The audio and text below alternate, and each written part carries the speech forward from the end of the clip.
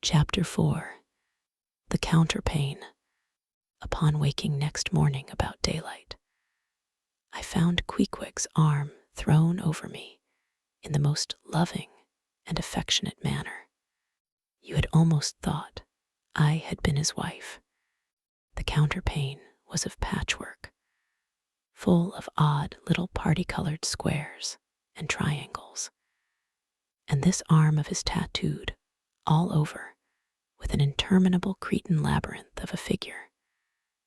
No, 2 parts of which were of one precise shade, owing, I suppose, to his keeping his arm at sea unmethodically in sun and shade. His shirt sleeves, irregularly rolled up at various times. This same arm of his, I say, looked for all the world like a strip of that same patchwork quilt. Indeed, partly lying on it, as the arm did when I first awoke, I could hardly tell it from the quilt. They so blended their hues together. And it was only by the sense of weight and pressure that I could tell that Queequeg was hugging me. My sensations were strange. Let me try to explain them. When I was a child, I well remember a somewhat similar circumstance that befell me, whether it was a reality or a dream. I never could entirely settle. The circumstance was this. I had been cutting up some caper or other. Think it was trying to crawl up the chimney, as I had seen a little sweep do a few days previous, and my stepmother, who, somehow or other, was all the time whipping me, or sending me to bed supperless. My mother dragged me by the legs out of the chimney and packed me off to bed, though it was only 2 o'clock in the afternoon of the 21st June, the longest day in the year in our hemisphere. I felt dreadfully, but there was no help for it. So upstairs, I went to my little room in the 3rd floor, undressed myself as slowly as possible so as to kill time, and with a bitter sigh got between the sheets. I lay there dismally calculating that 16 entire hours must elapse before I could hope for a resurrection. 16 hours in bed.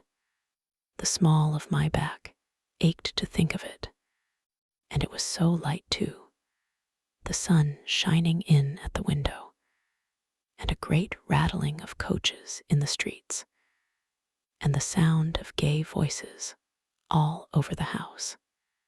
I felt worse and worse. At last, I got up, dressed, and softly going down in my stockinged feet, sought out my stepmother, and suddenly threw myself at her feet, beseeching her as a particular favor to give me a good slippering for my misbehavior. Anything indeed, but condemning me to lie abed such an unendurable length of time. But she was the best and most conscientious of stepmothers, and back I had to go to my room. For several hours I lay there broad awake, feeling a great deal worse than I have ever done since, even from the greatest subsequent misfortunes. At last I must have fallen into a troubled nightmare of a doze, and slowly waking from it, half steeped in dreams, I opened my eyes, and the before sunlit room was now wrapped in outer darkness. Instantly, I felt a shock running through all my frame. Nothing was to be seen, and nothing was to be heard, but a supernatural hand seemed placed in mine. My arm hung over the counterpane, and the nameless, unimaginable, silent form or phantom to which the hand belonged seemed closely seated by my bedside. For what seemed ages piled on ages, I lay there, frozen with the most awful fears, not daring to drag away my hand, yet ever thinking that if I could but stir it one single inch, the horrid spell would be broken. I knew not how this consciousness at last glided away from me, but waking in the morning, I shudderingly remembered it all, and for days and weeks and months afterwards, I lost myself in confounding attempts to explain the mystery. Nay, to this very hour, I often puzzle myself with it. Now take away the awful fear, and my sensations at feeling the supernatural hand in mine were very similar in their strangeness to those which I experienced on waking up and seeing Queequeg's pagan arm thrown round me. But at length all the past night's events soberly recurred, one by one, in fixed reality, and then I lay only alive to the comical predicament. For though I tried to move his arm, unlock his bridegroom clasp, yet, sleeping as he was, he still hugged me tightly, as though naught but death should part us twain. I now strove to rouse him, Queequeg, but his only answer was a snore. I then rolled over, my neck feeling as if it were in a horse collar, and suddenly felt a slight scratch. Throwing aside the counterpane, there lay the tomahawk sleeping by the savage's side, as if it were a hatchet-faced baby. A pretty pickle, truly, thought I. A bed here in a strange house in the broad day, with a cannibal and a tomahawk. Queequeg, in the name of goodness, Queequeg, wake.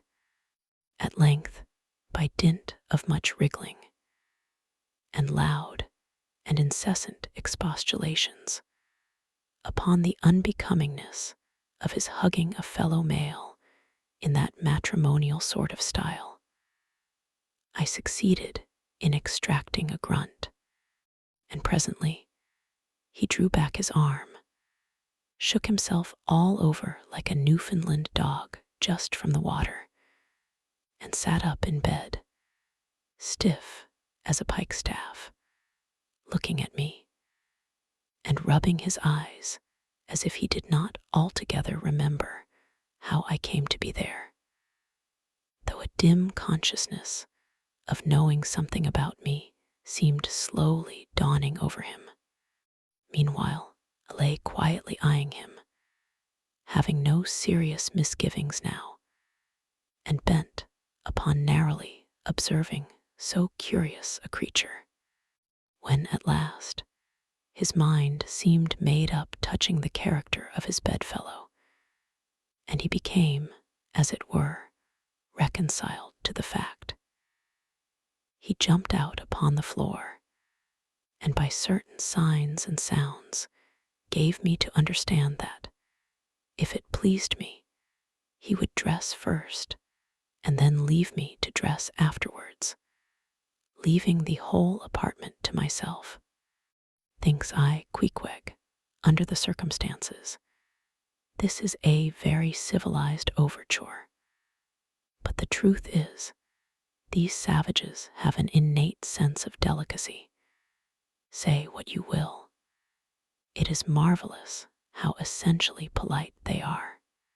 I pay this particular compliment to Queequeg because he treated me with so much civility and consideration, while I was guilty of great rudeness, staring at him from the bed and watching all his toilette motions, for the time my curiosity getting the better of my breeding.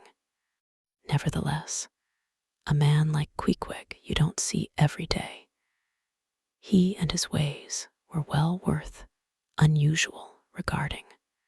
He commenced dressing at top by donning his beaver hat, a very tall one by the by, and then, still minus his trousers, he hunted up his boots.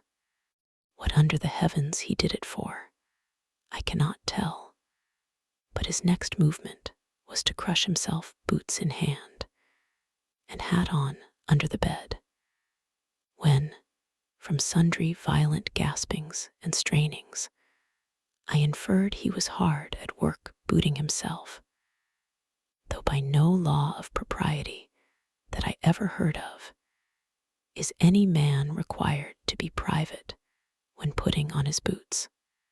But Queequeg, do you see, was a creature in the transition stage, neither caterpillar nor butterfly.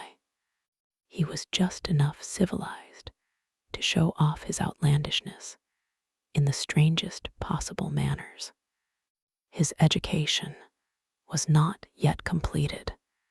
He was an undergraduate. If he had not been a small degree civilized, he very probably would not have troubled himself with boots at all. But then, if he had not been still a savage, he never would have dreamt of getting under the bed to put them on. At last, he emerged with his hat very much dented and crushed down over his eyes, and began creaking and limping about the room, as if, not being much accustomed to boots, his pair of damp, wrinkled cowhide ones, probably not made to order either, rather pinched, and tormented him at the first go off of a bitter cold morning. Seeing now that there were no curtains to the window, and that the street being very narrow, the house opposite commanded a plain view into the room, and observing more and more the indecorous figure that Queequeg made, staving about with little else but his hat and boots on, I begged him as well as I could to accelerate his toilet somewhat, and particularly to get into his pantaloons as soon as possible. He complied, and then proceeded to wash himself. At that time in the morning, any Christian would have washed his face, but Queequeg, to my amazement, contented himself with restricting his ablutions to his chest, arms, and hands. He then donned his waistcoat, and taking up a piece of hard soap on the wash-stand center table, dipped it into water, and commenced lathering his face. I was watching to see where he kept his razor, when lo and behold, he takes the harpoon from the bed corner, slips out the long wooden stock, unsheathes the head, wets it a little on his boot, and striding up to the bit of mirror against the wall, begins a vigorous scraping, or rather harpooning, of his cheeks. Thinks I, Queequeg, this is using Rogers's best cutlery with a vengeance. Afterwards, I wondered the less at this operation when I came to know of what fine steel the head of a harpoon is made, and how exceedingly sharp the long straight edges are always kept. The rest of his toilet was soon achieved, and he proudly marched out of the room, wrapped up in his great pilot monkey jacket, and sporting his harpoon like a marshal's baton. Chapter 5. Breakfast. I quickly followed suit, and descending into the bar-room, accosted the grinning landlord very pleasantly. I cherished no malice towards him, though he had been skylarking with me not a little in the matter of my bedfellow. However, a good laugh is a mighty good thing, and rather too scarce a good thing, the more's the pity. So, if any one man, in his own proper person, affords stuff for a good joke to anybody, let him not be backward, but let him cheerfully allow himself to spend and be spent in that way. And the man that has anything bountifully laughable about him, be sure there is more in that man than you perhaps think for. The bar-room was now full of the boarders who had been dropping in the night previous, and whom I had not as yet had a good look at. They were nearly all whalemen, chief mates, and second mates, and third mates, and sea carpenters, and sea coopers, and sea blacksmiths, and harpooneers, and ship-keepers, a brown and brawny company, with bosky beards and unshorn shaggy set, all wearing monkey jackets for morning gowns. You could pretty plainly tell how long each one had been ashore. This young fellow's healthy cheek is like a sun-toasted pear in hue, and would seem to smell almost as musky. He cannot have been 3 days landed from his Indian voyage. That man next him looks a few shades lighter. You might say a touch of satin wood is in him. In the complexion of a third still lingers a tropic tan, but slightly bleached withal. He doubtless has tarried whole weeks ashore. But who could show a cheek like Queequeg, which, barred with various tints, seemed like the Andes' western slope, to show forth in one array, contrasting climates, zone by zone. "Grub ho!" now cried the landlord, flinging open a door, and in we went to breakfast. They say that men who have seen the world thereby become quite at ease in manner, quite self-possessed in company. Not always, though. Ledyard, the great New England traveler, and Mungo Park, the Scotch one, of all men they possessed the least assurance in the parlor, but perhaps the mere crossing of Siberia in a sledge drawn by dogs, as Ledyard did, or the taking a long, solitary walk on an empty stomach in the Negro heart of Africa, which was the sum of poor Mungo's performances. This kind of travel, I say, may not be the very best mode of attaining a high social polish. Still, for the most part, that sort of thing is to be had anywhere. These reflections just here are occasioned by the circumstance that after we were all seated at the table, and I was preparing to hear some good stories about whaling, to my no small surprise, nearly every man maintained a profound silence. And not only that, but they looked embarrassed. Yes, here were a set of sea dogs, many of whom, without the slightest bashfulness, had boarded great whales on the high seas, entire strangers to them, and dueled them dead without winking. And yet, here they sat at a social breakfast table, all of the same calling, all of kindred tastes, looking round as sheepishly at each other as though they had never been out of sight of some sheepfold among the green mountains. A curious sight, these bashful bears, these timid warrior whalemen. But as for Queequeg, why, Queequeg sat there among them, at the head of the table too, it so chanced, as cool as an icicle. To be sure, cannot say much for his breeding.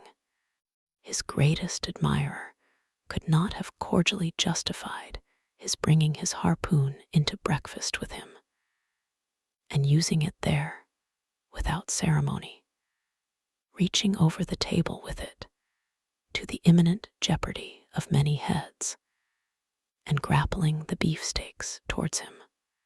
But that was certainly very coolly done by him, and everyone knows that, in most people's estimation, to do anything coolly is to do it genteelly. We will not speak of all Queequeg's peculiarities here, how he eschewed coffee and hot rolls, and applied his undivided attention to beefsteaks, done rare.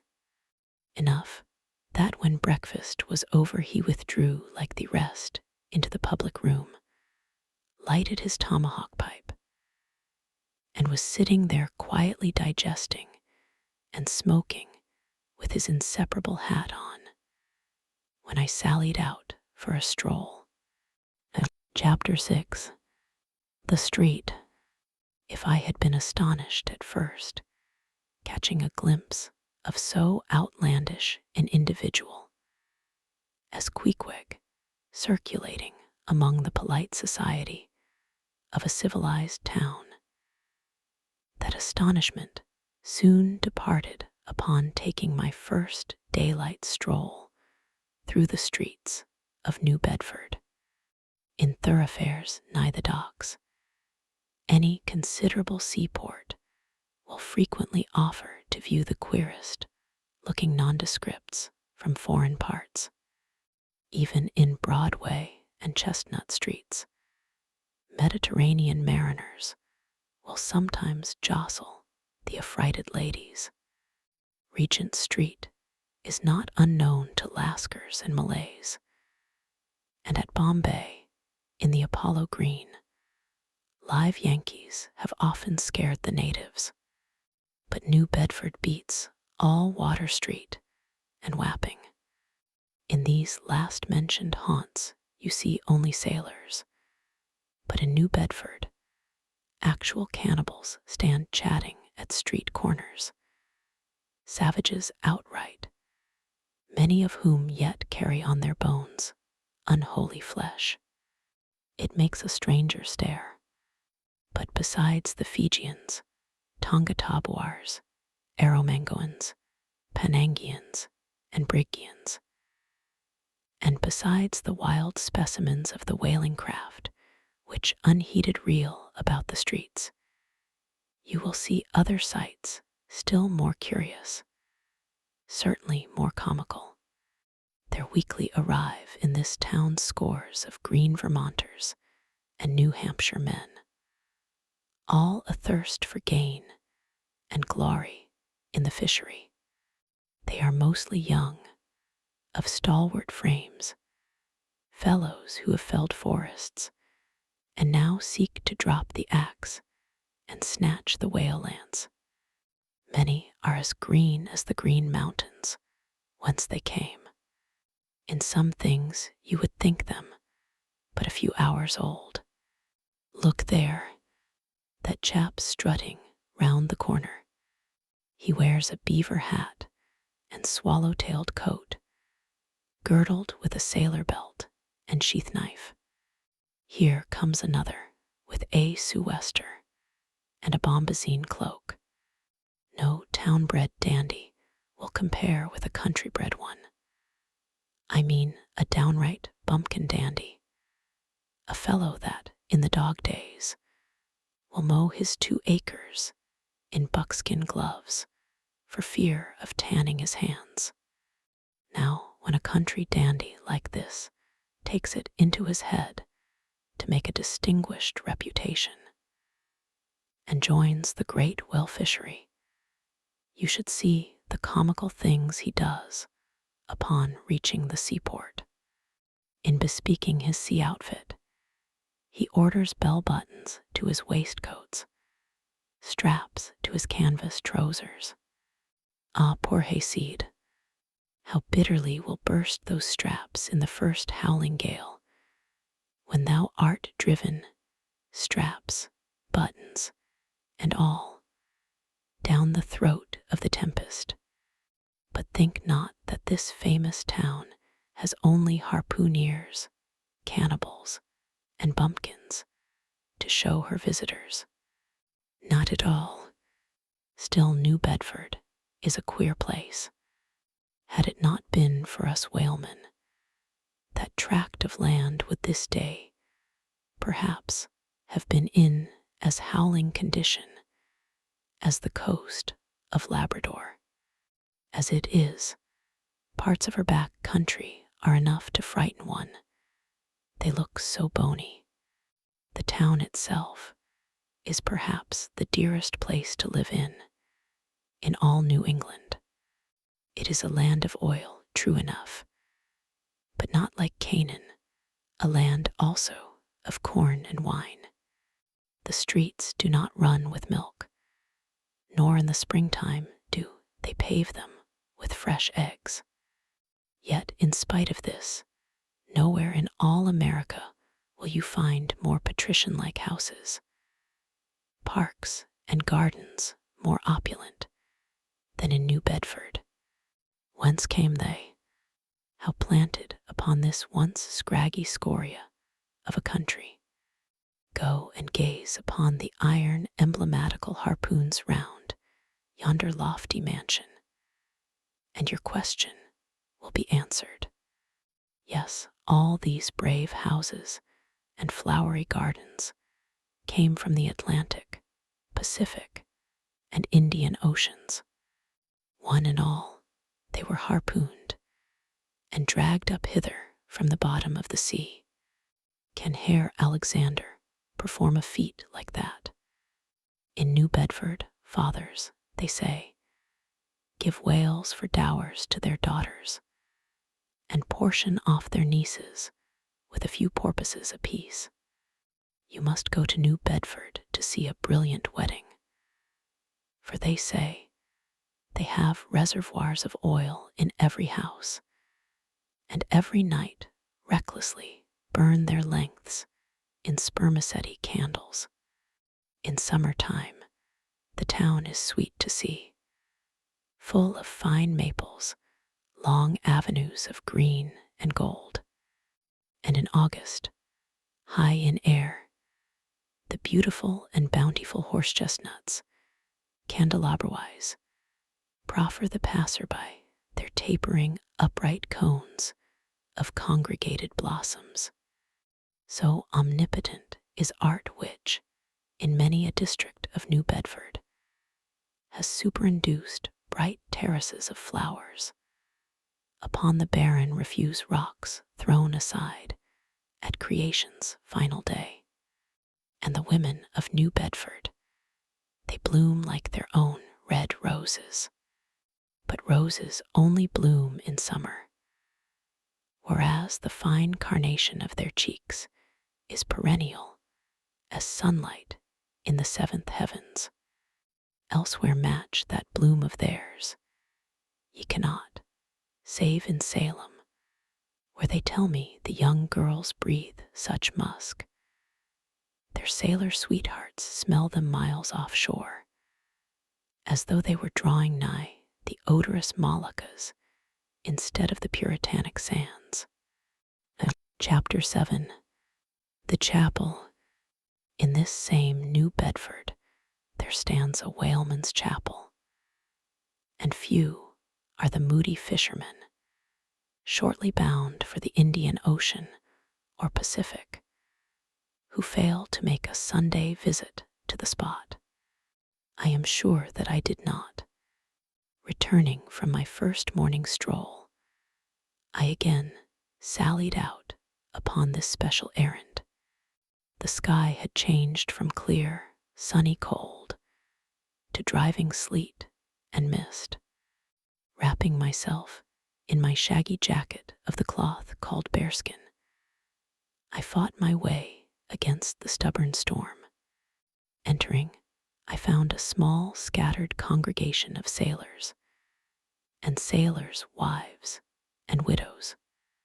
A muffled silence reigned, only broken at times by the shrieks of the storm. Each silent worshipper seemed purposely sitting apart from the other, as if each silent grief were insular and incommunicable. The chaplain had not yet arrived, And there, these silent islands of men and women sat steadfastly, eyeing several marble tablets with black borders masoned into the wall on either side the pulpit.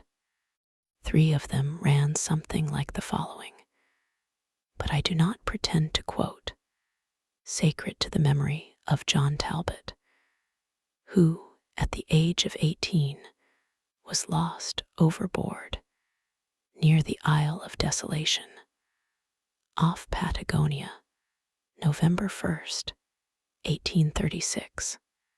This tablet is erected to his memory by his sister, sacred to the memory of Robert Long, Williselllery, Nathancoleman, Walter Canny, Seth Macy, and Samuel Gleg, forming one of the boat's crews of the ship Eliza, who were towed out of sight by a whale on the offshore ground in the Pacific, December 31st, 1839. This marble is here placed by their surviving SHIPMATES, sacred to the memory of the late Captain Ezekiel Hardy, who, in the bows of his boat, was killed by a sperm whale on the coast of Japan, August 3d, 1833. This tablet is erected to his memory by his widow. Shaking off the sleet from my ice-glazed hat and jacket, I seated myself near the door, and turning sideways, was surprised to see Queequeg near me. Affected by the solemnity of the scene, there was a wondering gaze of incredulous curiosity in his countenance. This savage was the only person present who seemed to notice my entrance, because he was the only one who could not read, and therefore was not reading those frigid inscriptions on the wall. Whether any of the relatives of the seamen whose names appeared there were now among the congregation, I knew not. But so many are the unrecorded accidents in the fishery, and so plainly did several women present where the countenance, if not the trappings of some unceasing grief, that I feel sure that here before me were assembled those in whose unhealing hearts the sight of those bleak tablets sympathetically caused the old wounds to bleed afresh. Oh, ye whose dead lie buried beneath the green grass, who standing among flowers can say, Here, here lies my beloved. Ye know not the desolation that broods in bosoms like these. What bitter blanks in those black-bordered marbles, which cover no ashes. What despair in those immovable inscriptions. What deadly voids and unbidden infidelities in the lines that seem to gnaw upon all faith and refuse resurrections to the beings who have placelessly perished without a grave. As well might those tablets stand in the cave of Elephanta as here. In what census of living creatures the dead of mankind are included, why it is that a universal proverb says of them that they tell no tales, though containing more secrets than the Goodwin Sands. How it is that to his name, who yesterday departed for the other world, we prefix so significant and infidel a word, and yet do not thus entitle him, if he but embarks for the remotest Indies of this living earth. Why the life insurance companies pay death forfeitures upon immortals, in what eternal unstirring paralysis and deadly hopeless trance yet lies antique Adam, who died 60 round centuries ago, how it is that we still refuse to be comforted for those who we nevertheless maintain are dwelling in unspeakable bliss.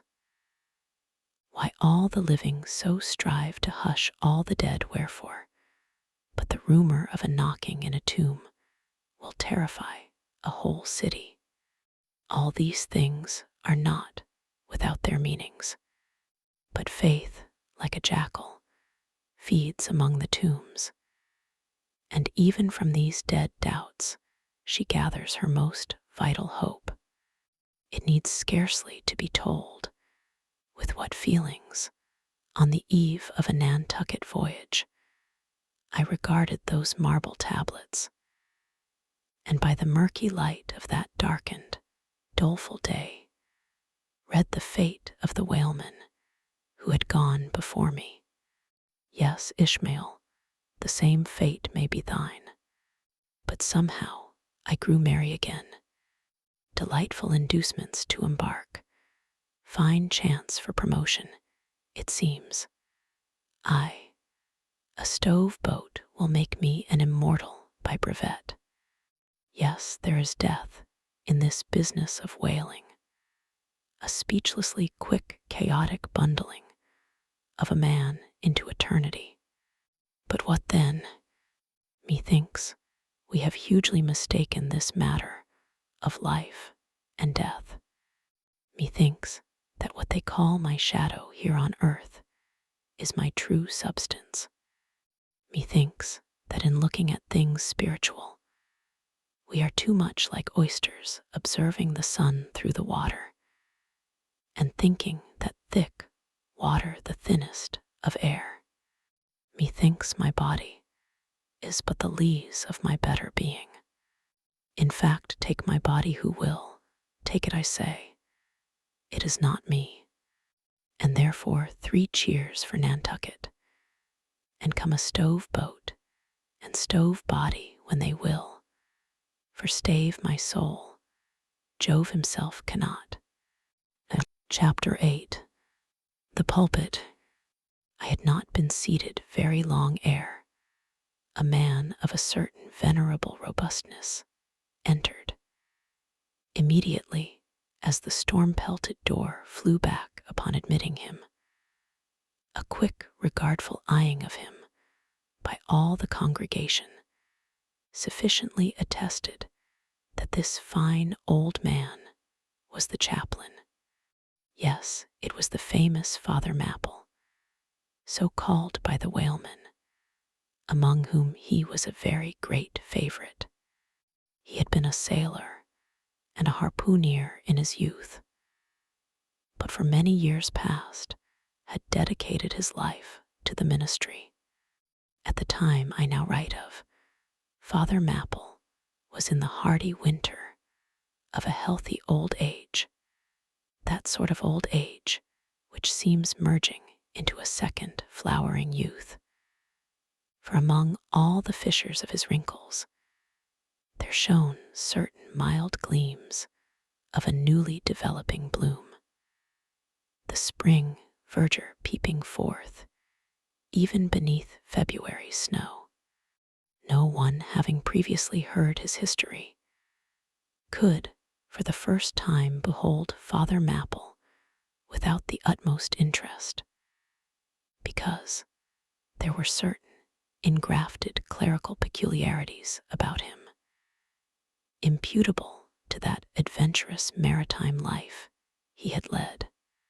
When he entered, I observed that he carried no umbrella, and certainly had not come in his carriage, for his tarpaulin hat ran down with melting sleet, and his great pilot cloth jacket seemed almost to drag him to the floor with the weight of the water it had absorbed. However, hat and coat and overshoes were one by one removed and hung up in a little space in an adjacent corner, when, arrayed in a decent suit, he quietly approached the pulpit.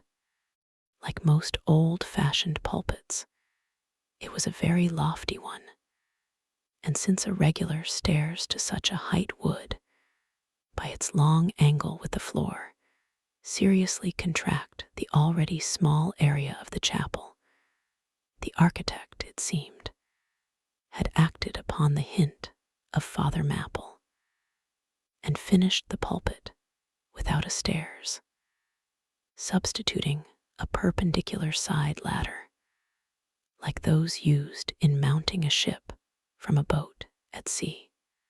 The wife of a whaling captain had provided the chapel with a handsome pair of red worsted man ropes for this ladder, which, being itself nicely headed and stained with a mahogany color, the whole contrivance, considering what manner of chapel it was, seemed by no means in bad taste.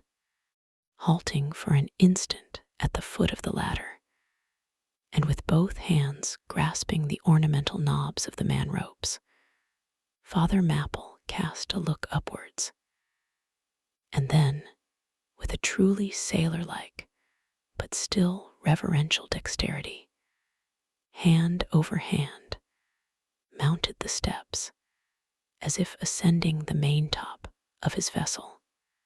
The perpendicular parts of this side ladder, as is usually the case with swinging ones, were of cloth-covered rope. Only the rounds were of wood, so that at every step there was a joint.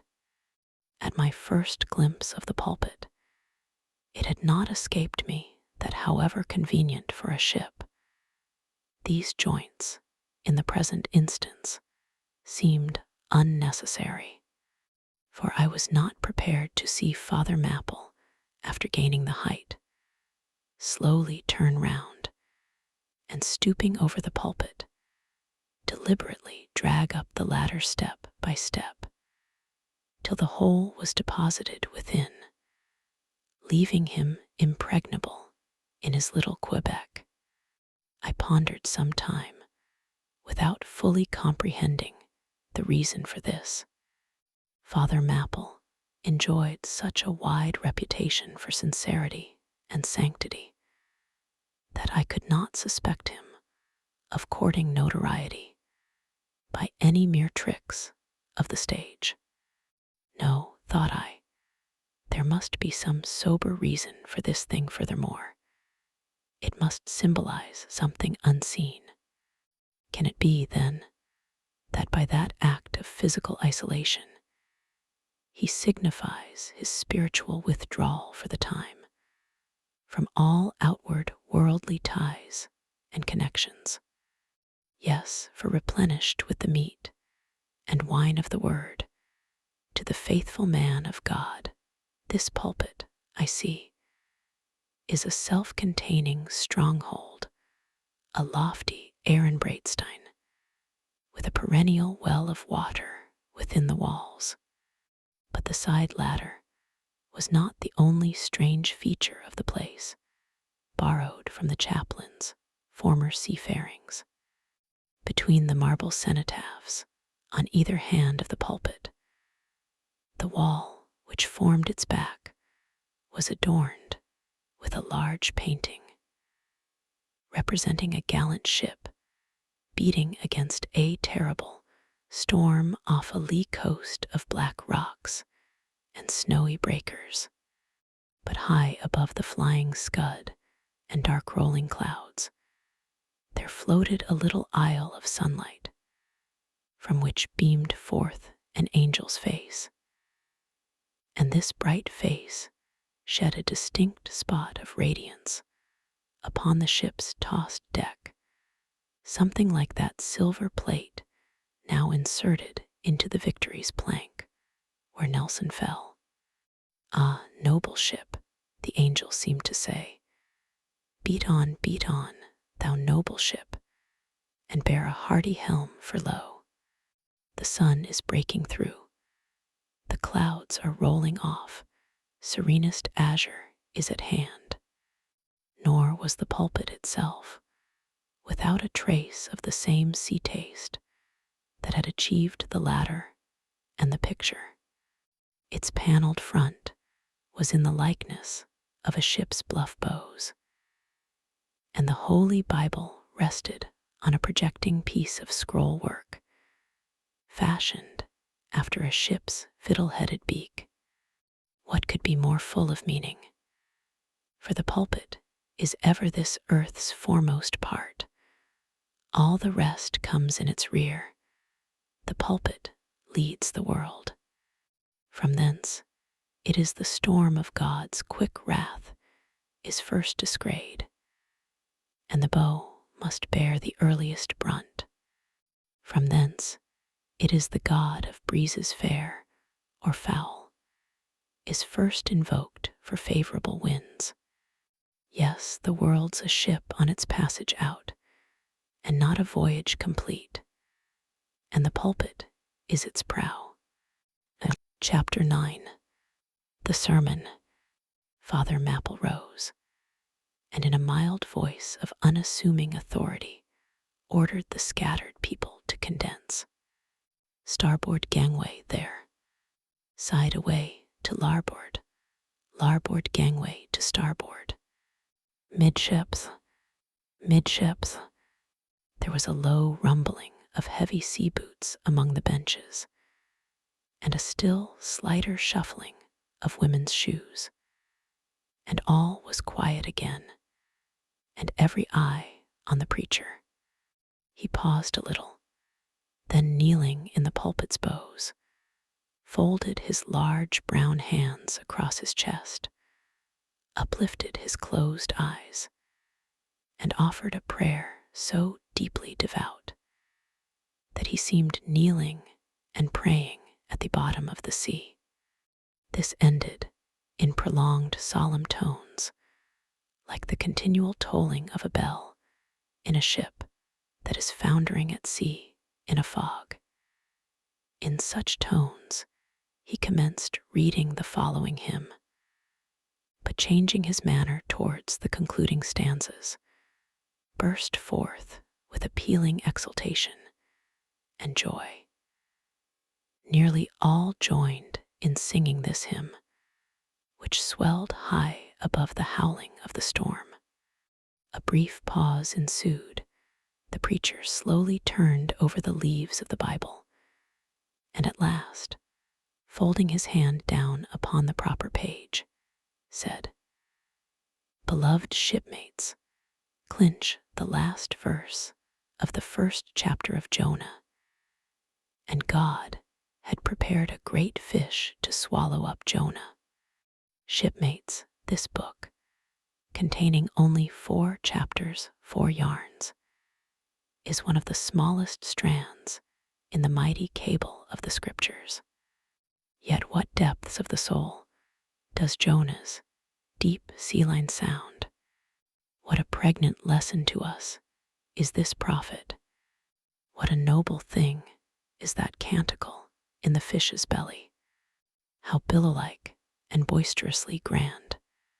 We feel the floods surging over us. We sound with him to the kelpy bottom of the waters, seaweed, and all the slime of the sea is about us. But what is this lesson that the book of Jonah teaches? Shipmates, it is a 2-stranded lesson, a lesson to us all as sinful men, and a lesson to me as a pilot of the living God. As sinful men, it is a lesson to us all, because it is a story of the sin, hard-heartedness, suddenly awakened fears, the swift punishment, repentance, prayers, and finally the deliverance and joy of Jonah. As with all sinners among men, the sin of this son of Amittai was in his willful disobedience of the command of God. Never mind now what that command was, or how conveyed, which he found a hard command. But all the things that God would have us do are hard for us to do. Remember that. And hence, he oftener commands us than endeavors to persuade. And if we obey God, we must disobey ourselves. And it is in this disobeying ourselves wherein the hardness of obeying God consists.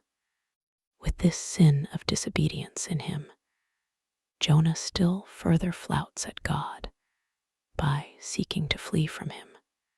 He thinks that a ship made by men will carry him into countries where God does not reign, but only the captains of this earth. He skulks about the wharves of Joppa and seeks a ship that's bound for Tarshish. There lurks, perhaps, a hitherto unheeded meaning here. By all accounts, Tarshish could have been no other city than the modern Cadiz. That's the opinion of learned men. And where is Cadiz, shipmates? Cadiz is in Spain, as far by water from Joppa as Jonah could possibly have sailed in those ancient days, when the Atlantic was an almost unknown sea, because Joppa, the modern Jaffa, shipmates, is on the most easterly coast of the Mediterranean, the Syrian, and Tarshish, or Cadiz, more than 2,000 miles to the westward from that, just outside the Straits of Gibraltar. See ye not then, shipmates, that Jonah sought to flee worldwide from God? Miserable man! Oh, most contemptible and worthy of all scorn, with slouched hat and guilty eye, skulking from his God, prowling among the shipping like a vile burglar hastening to cross the seas. So disordered, self-condemning is his look, that had there been policemen in those days, Jonah, on the mere suspicion of something wrong, had been arrested ere he touched a deck. How plainly he's a fugitive. No baggage, not a hat box, valise, or carpet bag. No friends accompany him to the wharf with their adieus. At last, after much dodging search, he finds the Tarshish ship receiving the last items of her cargo. And as he steps on board to see its captain in the cabin, all the sailors for the moment desist from hoisting in the goods to mark the stranger's evil eye. Jonah sees this, but in vain he tries to look all ease and confidence. In vain essays his wretched smile. Strong intuitions of the man assure the mariners he can be no innocent. In their gamesome but still serious way, one whispers to the other, "Jack, he's robbed a widow." Or, "Joe, do you mark him? He's a bigamist." Or, "Harry lad, I guess he's the adulterer that broke jail in old Gomorrah." Or belike, "One of the missing murderers from Sodom." Another runs to read the bill that's stuck against the spile upon the wharf to which the ship is moored, offering 500 gold coins for the apprehension of a parricide, and containing a description of his person. He reads and looks from Jonah to the bill, while all his sympathetic shipmates now crowd round Jonah, prepared to lay their hands upon him. Frighted Jonah trembles, and summoning all his boldness to his face, only looks so much the more a coward. He will not confess himself suspected, but that itself is strong suspicion. So he makes the best of it. And when the sailors find him not to be the man that is advertised, they let him pass, and he descends into the cabin. "Who's there?" cries the captain at his busy desk, hurriedly making out his papers for the customs. "Who's there? Oh, How that harmless question mangles Jonah. For the instant, he almost turns to flee again. But he rallies. I seek a passage in this ship to Tarshish. How soon sail ye, sir? Thus far the busy captain had not looked up to Jonah, though the man now stands before him. But no sooner does he hear that hollow voice than he darts a scrutinizing glance. We sail with the next coming tide. At last he slowly answered, still intently eyeing him. No sooner, sir. Soon enough for any honest man that goes a passenger. Oh, Jonah, that's another stab. But he swiftly calls away the captain from that scent. I'll sail with ye, he says. The passage money, how much is that? I'll pay now, for it is particularly written, shipmates, as if it were a thing not to be overlooked in this history, that he paid the fare thereof, ere the craft did sail. And taken with the context, this is full of meaning. Now Jonah's captain, shipmates, was one whose discernment detects crime in any, but whose cupidity exposes it only in the penniless. In this world, shipmates, sin that pays its way can travel freely and without a passport, whereas virtue, if a pauper, is stopped at all frontiers. So Jonah's captain prepares to test the length of Jonah's purse, ere he judge him openly. He charges him thrice the usual sum, and it's assented to. Then the captain knows that Jonah is a fugitive, but at the same time resolves to help a flight that paves its rear with gold. Yet when Jonah fairly takes out his purse, prudent suspicions still molest the captain. He rings every coin to find a counterfeit. Not a forger, anyway, he mutters, and Jonah is put down for his passage. Point out my stateroom, sir, says Jonah now. I'm travel-weary. I need sleep. Thou lookest like it, says the captain. There's thy room.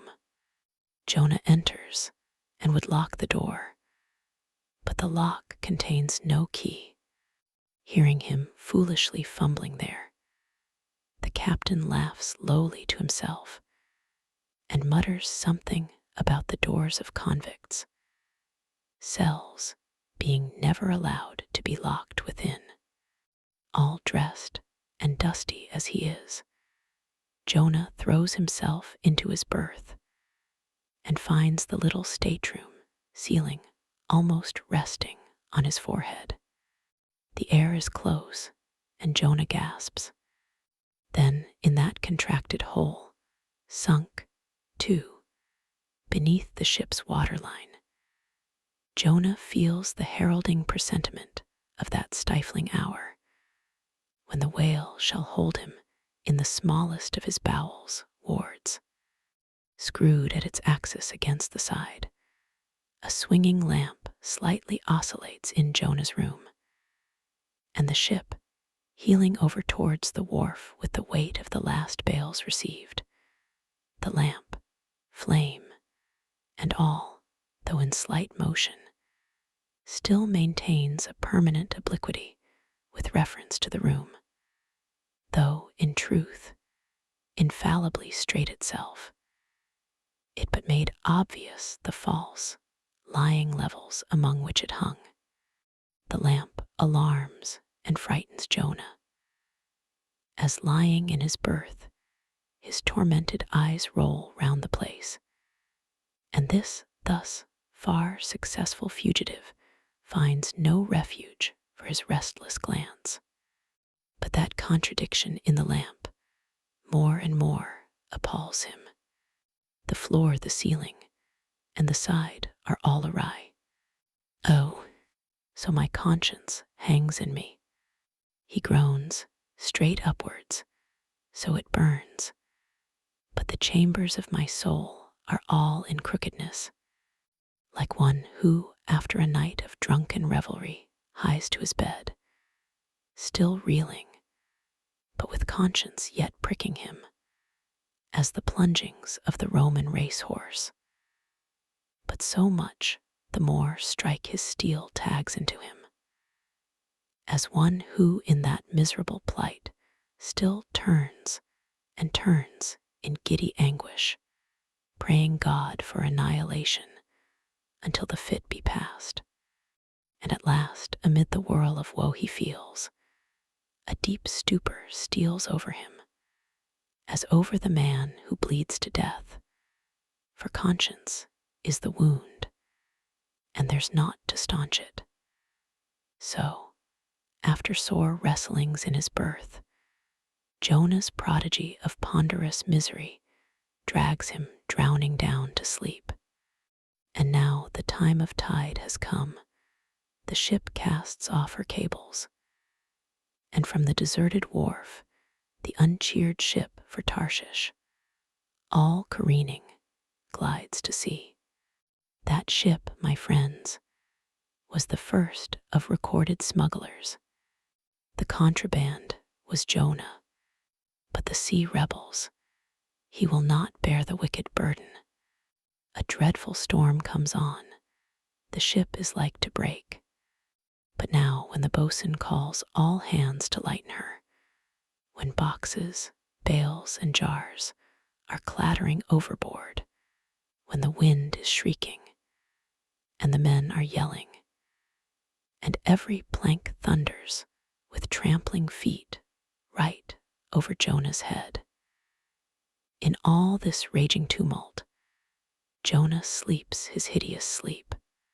He sees no black sky and raging sea, feels not the reeling timbers, and little hears he or heeds he the far rush of the mighty whale, which even now with open mouth is cleaving the seas after him.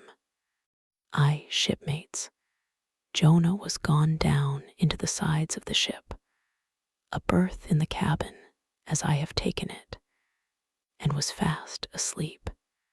But the frightened master comes to him and shrieks in his dead ear, "What meanest thou, O sleeper? Arise."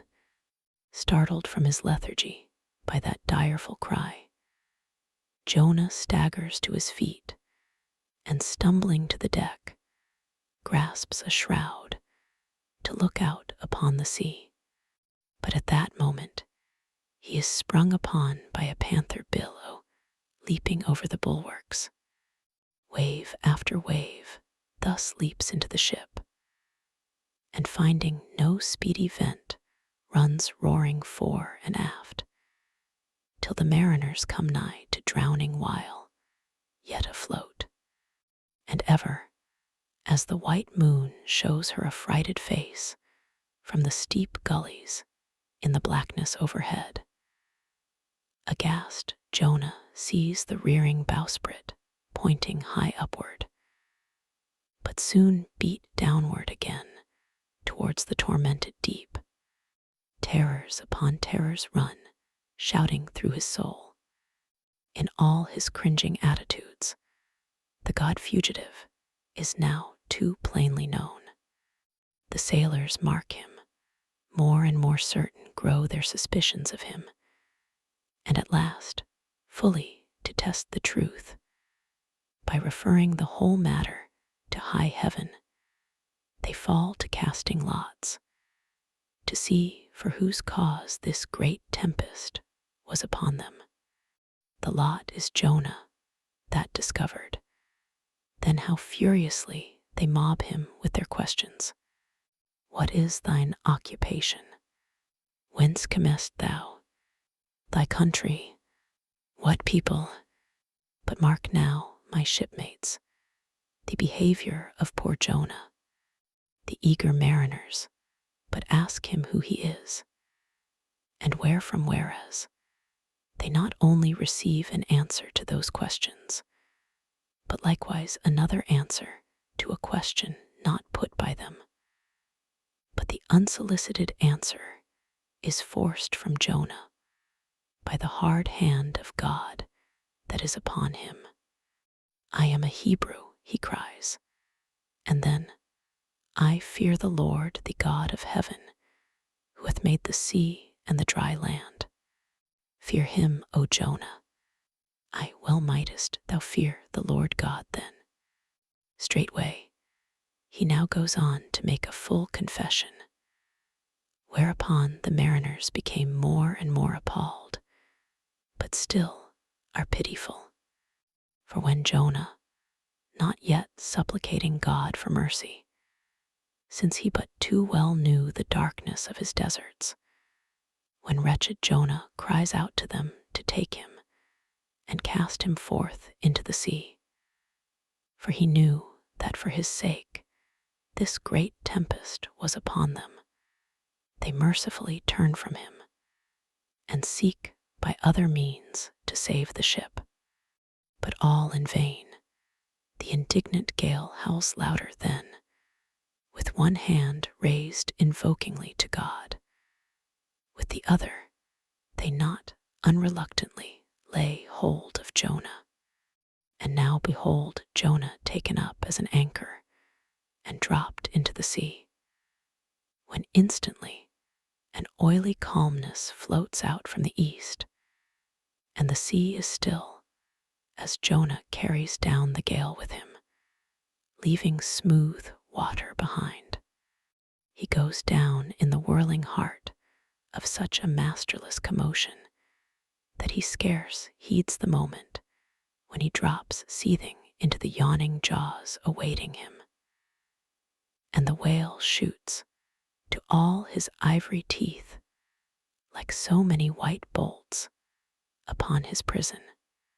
Then Jonah prayed unto the Lord out of the fish's belly. But observe his prayer and learn a weighty lesson. For sinful as he is, Jonah does not weep and wail for direct deliverance. He feels that his dreadful punishment is just. He leaves all his deliverance to God, contenting himself with this, that spite of all his pains and pangs, he will still look towards his holy temple. And here, shipmates, is true and faithful repentance, not clamorous for pardon, but grateful for punishment. And how pleasing to God was this conduct in Jonah is shown in the eventual deliverance of him from the sea and the whale. Shipmates, I do not place Jonah before you to be copied for his sin, but I do place him before you as a model for repentance. Sin not, but if you do, take heed to repent of it like Jonah. While he was speaking these words, the howling of the shrieking, slanting storm without seemed to add new power to the preacher, who, when describing Jonah's sea storm, seemed tossed by a storm himself. His deep chest heaved as with a groundswell.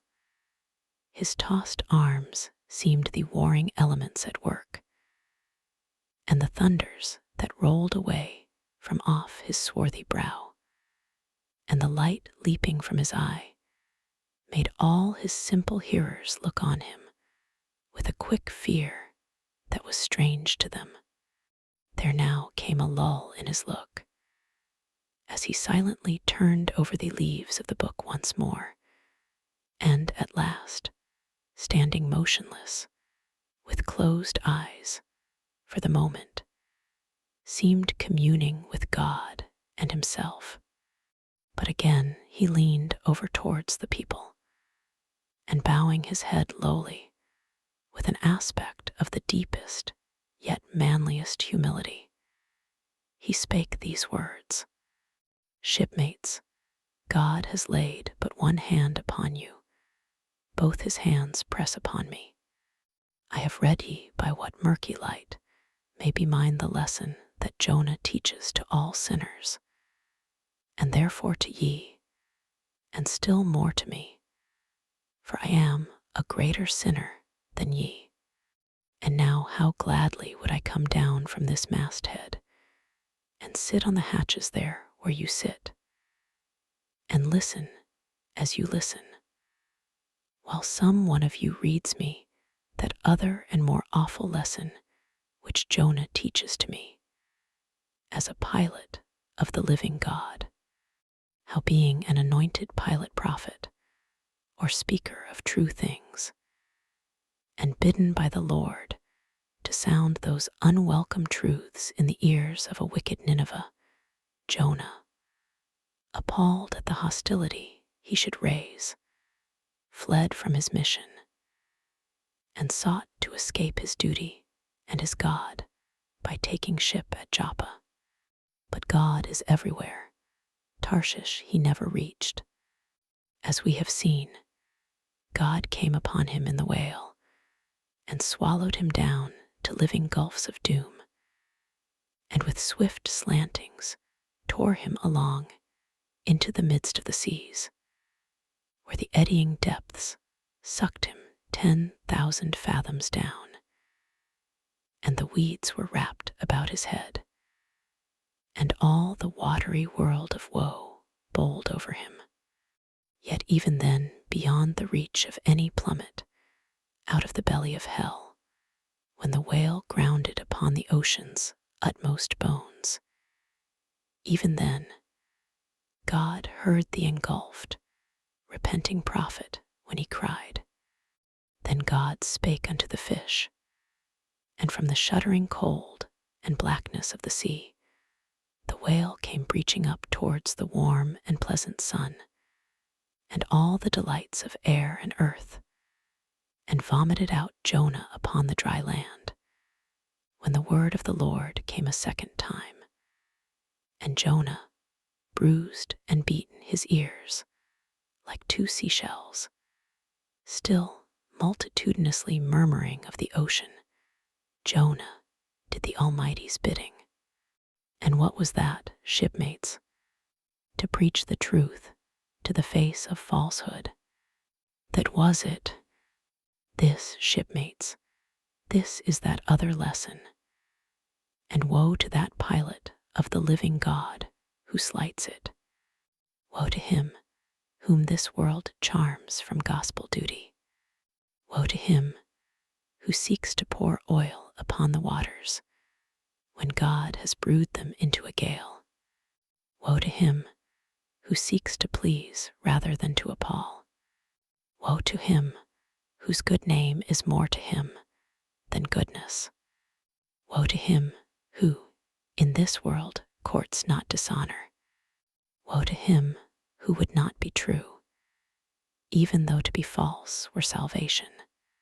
Yea, woe to him who, as the great pilot Paul has it, while preaching to others, is himself a castaway.